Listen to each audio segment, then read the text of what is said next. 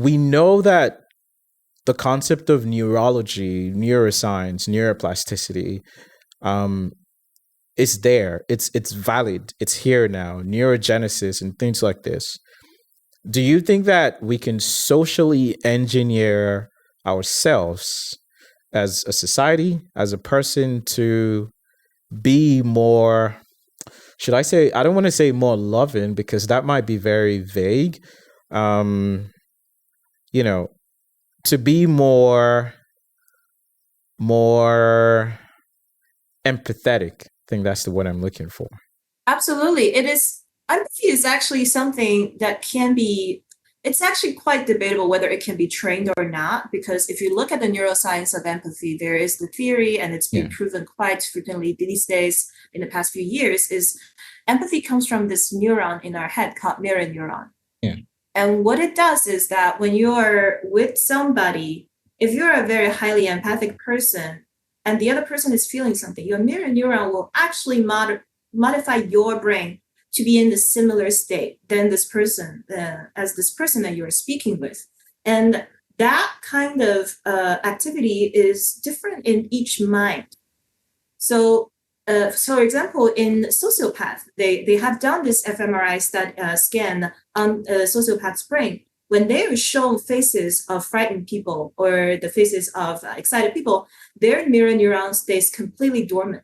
There is no activity whatsoever in that region. So they simply cannot relate to other people's emotions. So to really try to get those, if someone is, and it's a nature-nurture process, they are not necessarily born that way. They're not necessarily just raised that way. It has to have a certain kind of triggering of a certain gene sequence in your DNA for that to be activated as a trait.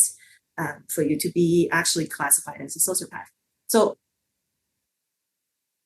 there is a sense that you can train yourself to allow yourself to feel more of the emotions that you're feeling when your mirror neuron is reacting to other people's feelings. Yes. That I think is a possible thing, but to alter how active it is, I'm not perfectly sure. Sure about that. I've done research on that recently, and I don't think I found any empirical data to support it. But I'm more than happy to learn more about this. Yeah. Yeah. So great. Mm-hmm.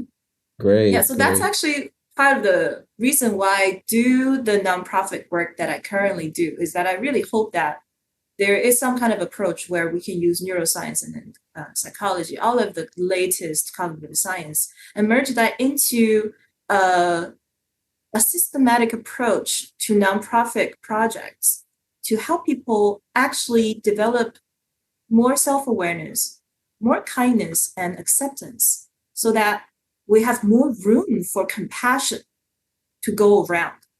And we have more room, and we can enable people to feel more comfortable to be empathic. Because one of the things I feel like I've observed so far is that some people they are empathic, but they don't dare to embrace their empathy.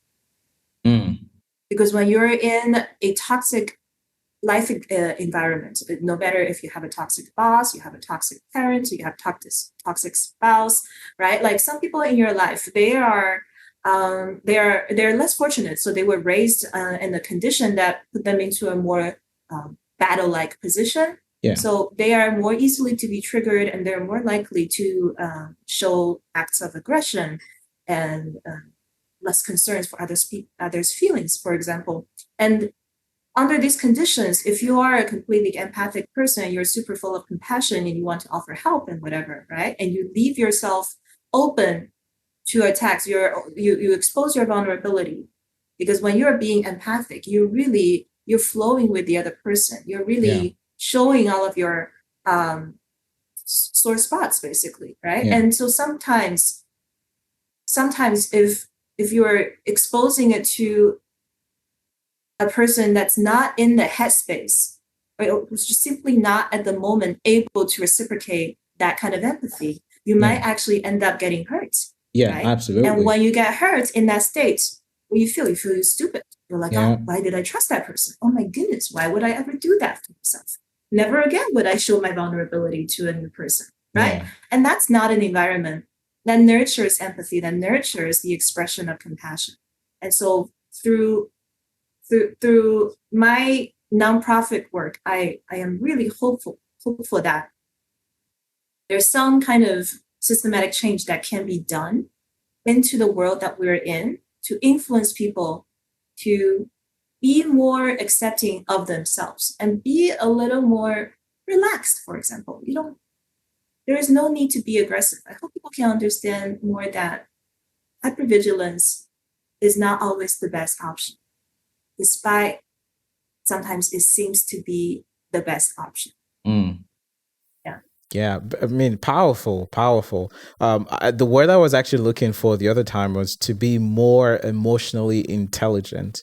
And I think you've just summarized everything in terms of if we did have a society where people were more emotionally intelligent to the needs of other people, and that includes also knowing when not to enable someone else who's going to take advantage of you as well.